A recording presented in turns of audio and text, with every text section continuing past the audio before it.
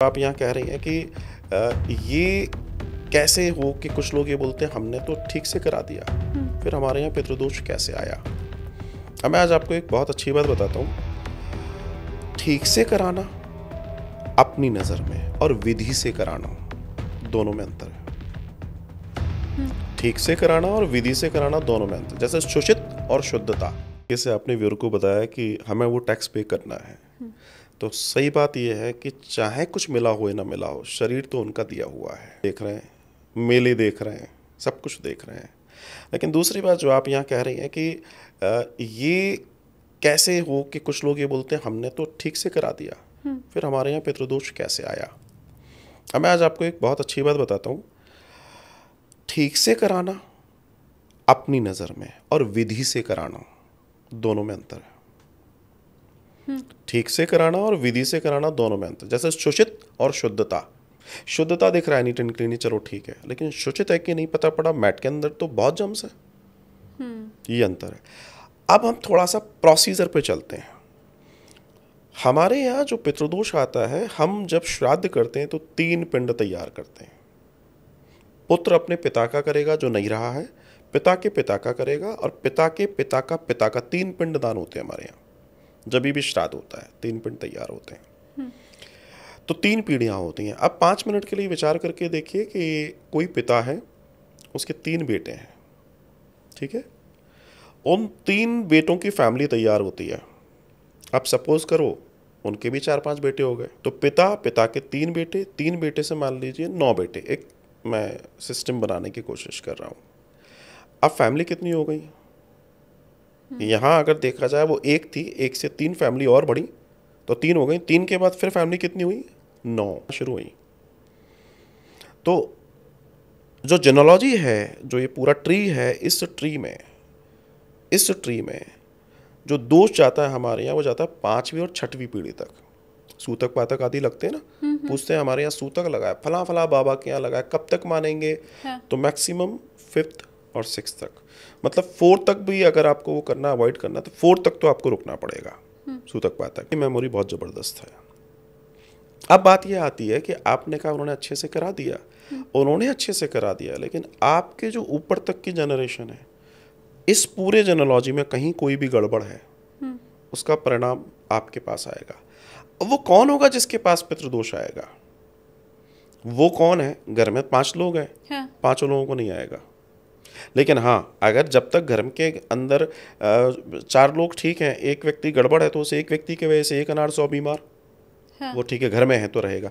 लेकिन आप ध्यान रखना, जब ये उतरता है तो सबसे पहला कारण होता है कि बड़े पे उतरेगा, जो घर में बड़ा है ना, हाँ।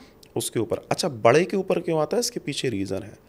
प्राचीन भारत से एक व्यवस्था है, अब आजकल लोग उसको गड़बड़ कर देते हैं। व्यवस्था क्या है कि मान लीजिए 4 पुत्र हैं, 4, अगर एक पिता के पास 100 रुपए हैं, उसको बांटनी है, अपनी संपत्ति बांटनी है, तो पहले ऐसा होता था कि बड़े को ज़्यादा मिलता था। मान लीजिए सबके पार्ट में 5 हिस्से अगर उन्होंने करे तो 200-200 रुपये, 100-100, 20-20 रुपये आए 100 में से।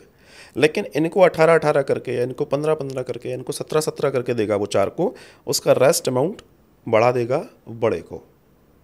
अब बड़े को क्यों बढ़ा देगा?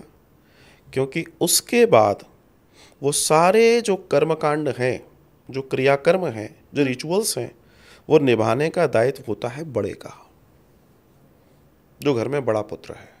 उसके लिए एसेंशियल है। बाकी कर पाए नहीं कर पाए एक अलग बात है। हालांकि गरुड़ पुराण में तो जितने पुत्र हैं उन सबको श्राद्ध करना चाहिए, दिया हुआ है। लेकिन बात यह आती है कि उसको इसलिए एडिशनल पैसा दिया कि बेटा तुझे करना है, बेटियों का विवाह होगा, भांजे भांजियों को कुछ देना होगा कल को, तो कौन देगा इतना सारा? तो वो देकर जाता है। इसका मतलब ये है कि उसके ऊपर भार है, तो हाँ। पहले ट्राई करता है पितृदोष कि मैं पहले उसको पकड़ूं जो सबका करने वाला है। तो वो जो आपके पितृ देवता हैं, वो ये विचार करते हैं कौन हमारा भला कर सकता है। सर्च करेंगे ना वो भी, हाँ। हमारा भला कौन करेगा? बोला ये करेगा, तो पहले उसको पकड़ते हैं। अब आज के दर्शन में ऐसा नहीं है। आज के दर्शन में बीच वाले को भी आ जाएगा, नीचे वाले को भी आ जाएगा। क्यों आ जाएगा? क्योंकि अब ये सब बंटवारे तो बंद हो गए।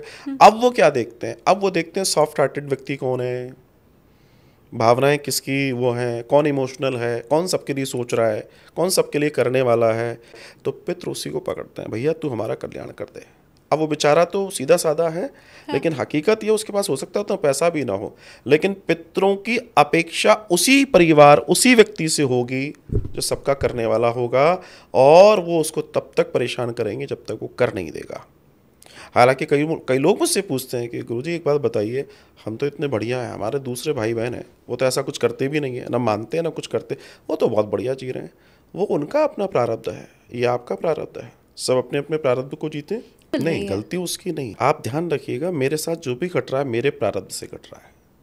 पूर्व में पिछला कोई ऐसा मेरा प्रारब्ध होगा जिसको चुकाना है मुझे। आप अगर किसी को रोड पे खड़े होकर आप कॉफ़ी पी रहे हैं और किसी ने आपसे कहा मुझे भी कॉफ़ी पिलवा दो, अगर आपने बाय डिफ़ॉल्ट कहा भैया इसको भी दे दो कॉफ़ी, हाँ। तो आपका ड्यू था। आप कोई ऐवे ही नहीं दे रहे हैं किसी को कॉफ़ी। हाँ, आपकी कॉफ़ी ड्यू है। हाँ। तो जिसका ड्यू है उसी से पितृ कह रहे हैं कि तुम्हारा पीछे का ड्यू है भैया, इनका तो सब हिसाब किताब ठीक है इसलिए मजे कर रहे हैं ये, लेकिन तुम्हारा ड्यू है, तुम निपटाओ इस बार। और अगर तुम नहीं करोगे तो हम तुम्हारे बच्चों तक नीचे तक जाएंगे, क्योंकि ये तुम्हारे ही बच्चे हैं, तुम्हारा ही अंश है, आत्मा का अंश है, इसका मतलब तुम ही हो। तो हम तुम्हारे साथ ये व्यवहार करेंगे। कि सिद्धांत है गीता का, आप अपने कर्म के अनुसार चीज़ें प्राप्त कर रहे हैं। तो अगर आपके साथ आज घटनाएं घट रही हैं, जितने लक्षण मैंने बताए ये आपके साथ हो रहे हैं, तो आप किसी के साथ करके आए हैं जो आज आपके साथ हो रहे हैं, इसमें कोई बुरा मानने वाली बात नहीं है।